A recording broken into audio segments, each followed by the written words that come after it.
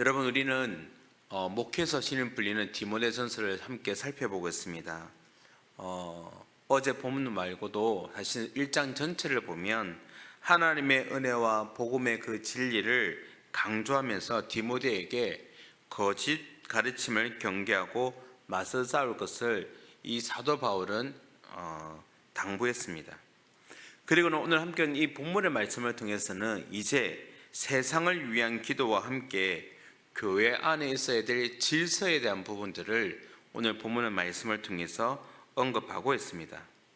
그래서 우리는 오늘 함께 이 본문 말씀을 함께 살펴보면서 교회 안팎에 우리의 태도를 한번 점검해 보고 더욱 성숙한 사명자로 세워져 가면서 우리가 속한 이 공동체와 자신을 바르게 세우는 그 일에 오늘 또 우리는 어떻게 보면 도전을 받게 됩니다.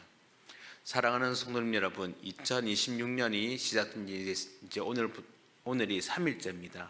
오늘 말씀을 통해서 저와 여러분이 한 해 동안 교회 안과 밖 안에서 우리가 어떤 모습으로 교회를 섬겨야 될지를 함께 살펴보며 또 충성스럽게 우리에게 맡겨진 사명을 잘 감당하는 저와 여러분이 되길 간절히 소원합니다. 먼저 오늘 두 가지를 얘기를 하는데, 첫 번째는 우리가 교회 안팎으로 해야 할 일은 첫 번째는 이것입니다. 세상을 위해서 기도하라는 것입니다. 오늘 본문의 첫 부분은 모든 사람을 위한 중보 기도와 간구의 그 중요성을 언급하고 있습니다. 자, 오늘 본문 1절과 2절을 한번 보십시오. 우리 한번 읽어보겠습니다. 시작. 그러므로 내가 첫째로 권하노니 모든 사람을 위하여 간구와 기도와 도구와 감사를 하되 임금들과 높은 지위에 있는 모든 사람을 위하여 하라. 이는 우리가 모든 경건과 단정함으로 고요하고 평안한 생활을 하려 함이라. 아멘. 오늘 이 사도 바울은 우리에게 먼저 당부하는 것이 무엇입니까? 하나님의 그 통치와 어떻게 보면 평화로운 삶을 위해서 기도하라고 이렇게 강조합니다. 특별히 오늘 2절에 있는 내용처럼 임금들과 위정자들을 포함한 모든 사람을 위해서 기도할 것을 우리에게 우선 과제로, 우리가 해야 될 기도의 우선 과제로 제시하고 있습니다. 여러분 한번 생각해 보십시오. 이 사도 바울이 디모데에게 보낸 편지를 적을 때만 해도 이 초대교회 시대에는 로마 황제가 아주 강력한 권한을 가지고 있었습니다. 그런 강력한 로마의 황제, 마치 당시의 사람들은 황제를 신으로 여기는 이 상황 속에서 오늘 말씀에 있는 것처럼 임금을 위해서 기도하라, 마치 황제를 위해서 기도하는 것, 이것은 마치 우상 숭배와 관련된 노력처럼 비칠 위험이 있었습니다.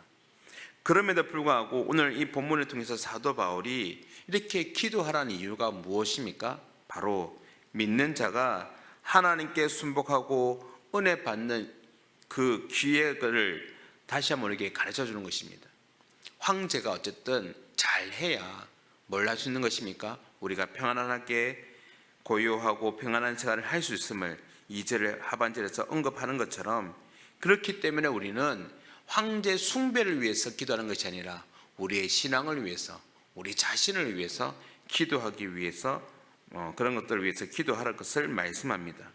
특별히 이러한 기도는 모든 사람이 구원을 받으며 진리를 아는 데 이르기를 원하신다는 하나님의 의지와 맞닿아 있습니다. 그래서 본문 4절을 보면 이렇게 말씀하지 않습니까?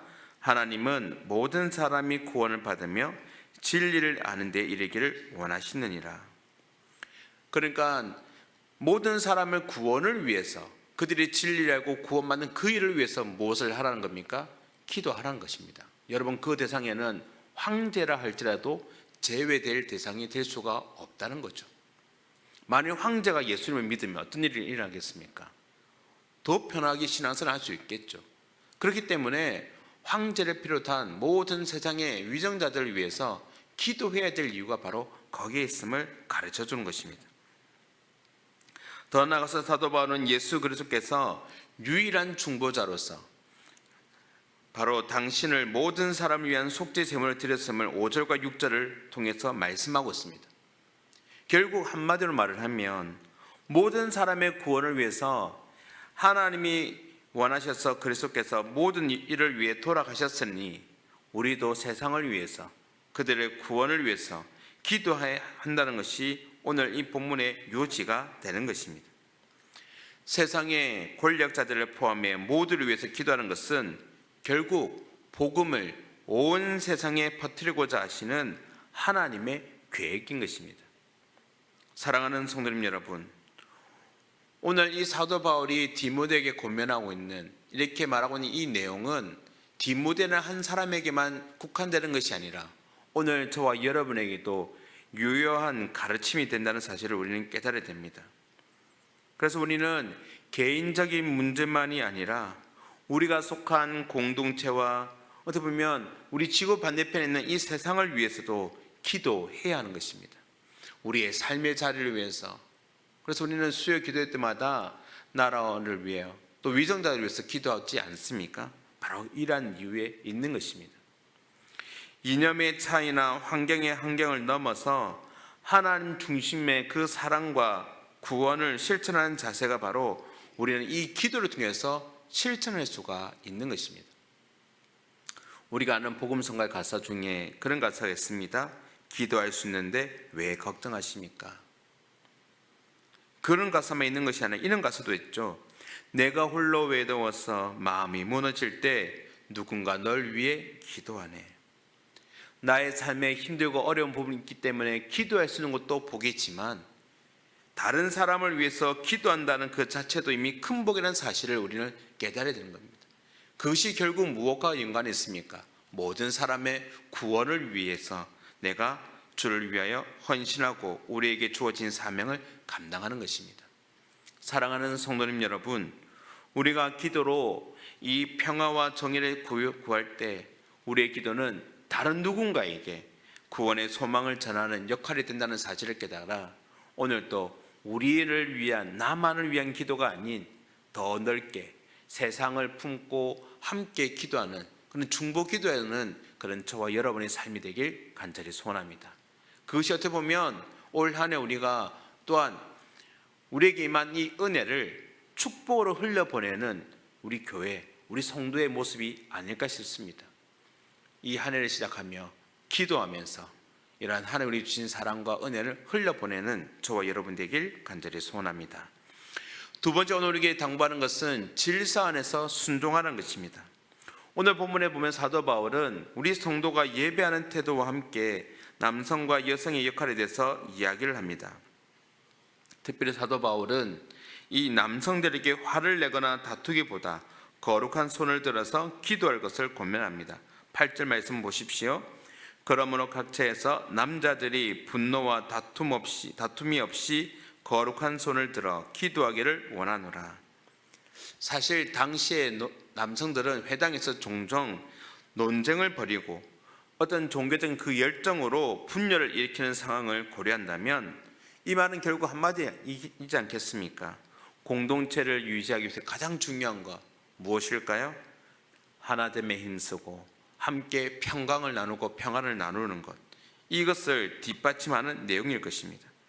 그래서 오늘 이 말씀처럼 분노하고 다투기보다는 성령이 우리에게 하나 되게 하는 것을 말씀하신 것처럼 그 성령으로 오늘 또 우리는 더 하나 되고 또 이렇게 평화를 나누는 그 일에 함께 모두가 노력해야 될 것입니다.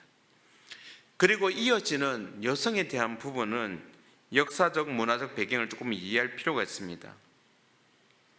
당시에 여성이 학문이나 공적 예배에서 주도적인 역할을 감당하는 것은 당시의 관습과 배치가 되었고 그래서 교회의 질서를 해친다는 인식이 강했습니다. 그래서 오늘 이 본문에 보면 사도 바울은 이러한 배경 속에서 여성들이 겸손한 태도를 갖고 배움에 참여하며 평온한 자세를 유지할 것을 당부하고 있습니다. 자, 본문 11절과 12절을 보십시오. 이렇게 말씀합니다. 여자는 일체 순종함으로 조용히 배우라. 여자가 가르치는 것과 남자를 주관하는 것을 허락하지 아니하노니 오직 조용할지니라. 이것은 어떤 여성의 가치나 어떤 인권, 자유를 폄하하는 것이 아니라 공동체의 질서를 위해서 이 복음이 왜곡되지 않고 올바르게 이렇게 전해지도록 하기 위한 조치로 보아야 될 것입니다. 특별히 오늘 사도 바울은 창조와 타락의 순서를 강조하면서 여성이 이 히브리 전통 안에서 더 큰 책임을 가진 그런 존재로 묘사되는 어떤 13절과 14절의 말씀도 볼 수가 있는 것입니다. 하지만 이러한 질서를 잘 지키는 가운데 우리가 무엇을 할 수 있습니까? 함께 노력함으로 하나님께서 원하시는 사명을 완전히 이루며 더 나아가서 구원에 이루는 그 일들을 본문 15절을 통해서 말씀하고 있는 것입니다. 자, 15절 말씀 보십시오. 그러나 여자들이 만일 정숙함으로써 믿음과 사랑과 거룩함이 거하면 그의 해산함으로 구원을 얻으리라. 여러분, 남성과 여성 모두에게는 하나님 앞에서 공동체를 세울 책임이 있습니다. 오늘 우리도 마찬가지입니다. 교회 구성을 이루는 우리 남자 성도님뿐만 아니라 우리 여성 성도님 모두가 하나님의 순리에 순종하며 서로 존중한다면 교회는 성장과 화목을 이루어갈 것입니다. 그래서 오늘 사도 바울은 그런 교회 안에 있는 질서를 따라서 순종할 것을 이야기를 하고 있는 것이죠. 사도 바울은 오늘 본문에서 신앙의 균형과 성도 간의 어떤 그 단합의 근거가 되는 중요한 가르침을 오늘 이 본문을 통해서 우리에게 제공합니다.